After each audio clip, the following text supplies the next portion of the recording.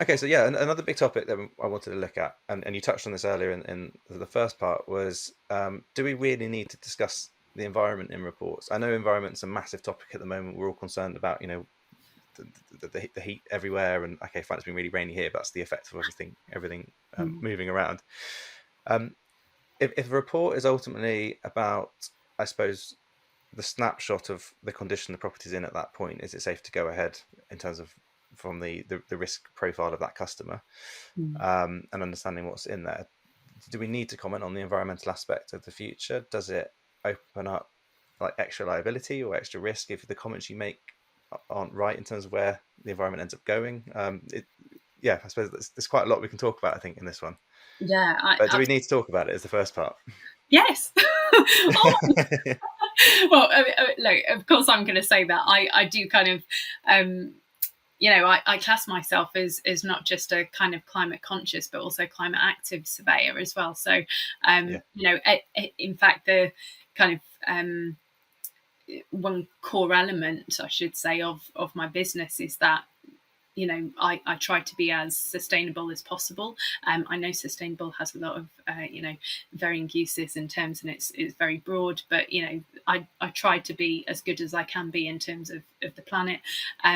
But also, I think fundamentally, when it comes down to home survey reports, we need to change with the times, right? And that doesn't yeah, necessarily mean stepping outside the scope of our terms of engagement. But just coming back to the kind of first aspect of your question there, does it really matter? So let's focus on why it matters first. So if we think about the ONS have said that I think it's approximately 74% of adults, so those over 16 and above, they are concerned about climate change as a yeah, general.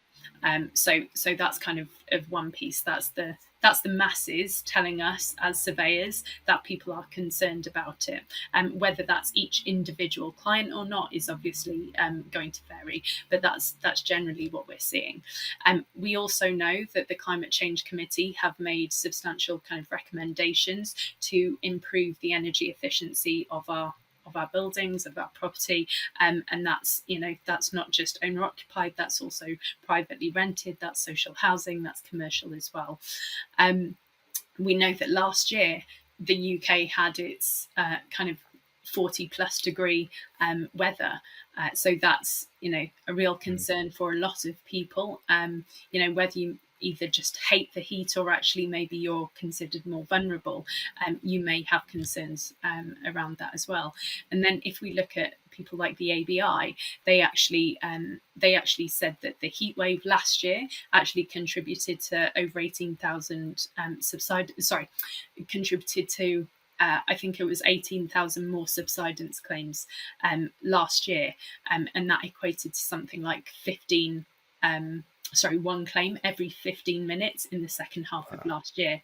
So these are all aspects telling us that climate matters, but also not does it just matter, it actually impacts and affects property.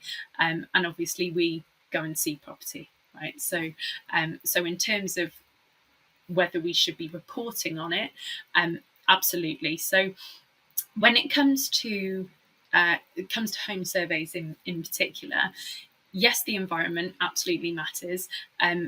Yes, surveyors are kind of property condition experts, but actually the way that properties interact with the environment is hugely important. So if we kind of take the example of a leaking roof, okay, yeah, just as an example, that is not a defect purely created by maybe poor component, detailing.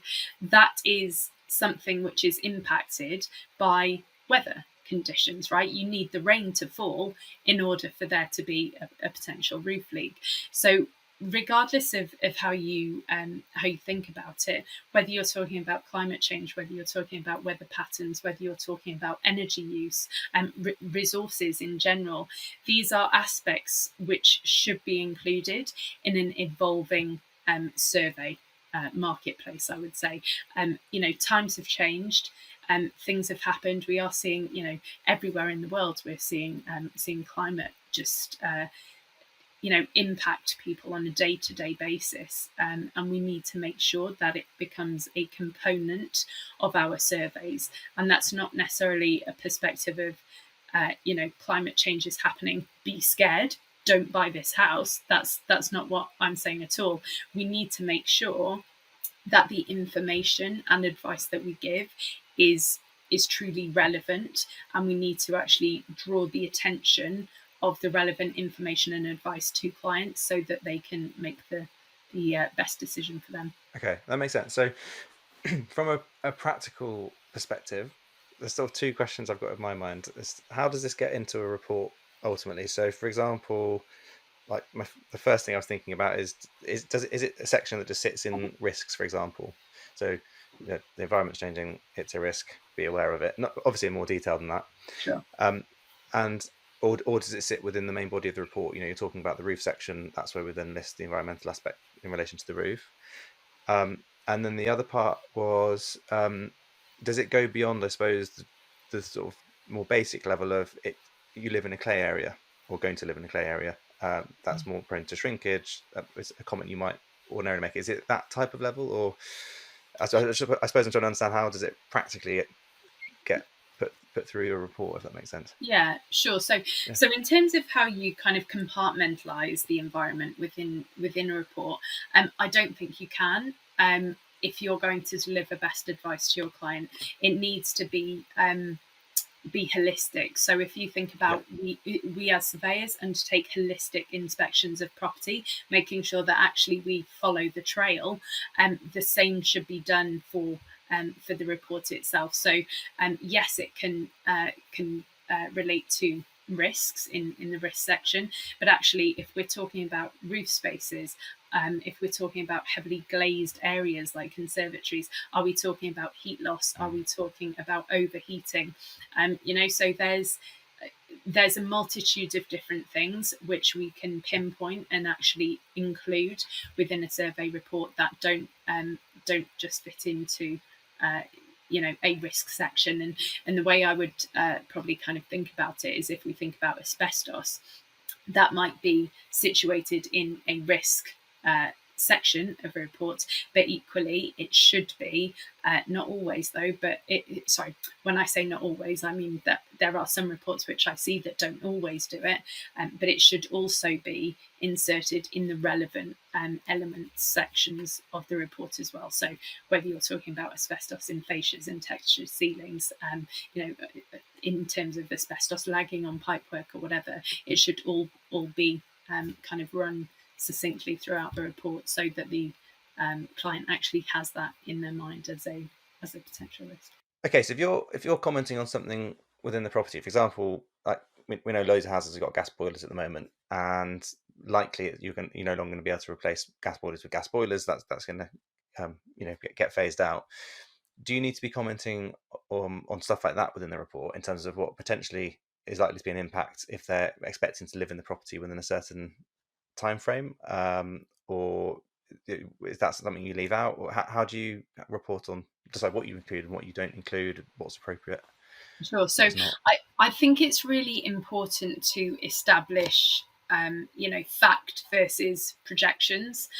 So really make sure that if you are commenting on the fact that there is a proposal of X, Y, or Z, particularly in relation to replacing gas boilers with hydrogen, or everyone should be installing heat pumps. The reality is that that's not really happening yet. So I mean, you use that phrase kind of likely in there, and that's where language is really important, because what you might consider likely, or what I may consider people should be doing, the reality is that, do we have infrastructure in place? Is it actually going to happen? Is the legislation actually passed? So just being very clear with clients about what is currently the case, what is proposed, and make sure that that proposed aspect is actually included, if that is something that you are actually commenting on. But I think I think I mentioned earlier about the concept of MEES, minimum energy efficiency standards. That's prime example in terms of the proposals which are in place, and particularly if a client you're serving in terms of delivering them a home survey is actually purchasing a property to let, then absolutely you should be making them aware of the proposed legislation, so that they actually find that, in 8 years time or whatever it is, they aren't actually sitting with a property that's actually become obsolete purely because of a higher energy rating, a lower energy rating than maybe is needed to rent out property. Interesting. And is there a I don't know how this works with the home standards myself, but that's why we've got you on here. But the aspect around liability on whether you comment on these things or not, I suppose is there just as much liability if you don't comment on it as if you sort of do and say the wrong thing? I don't know. Like how. Yeah, so I would say liability is probably the biggest cause for concern that I speak with surveyors about when I say to them, look, why don't you talk about this? Why don't you talk about that? A lot of my kind of pushback from clients is, well, I'm worried about putting that in there because I might have extra liability.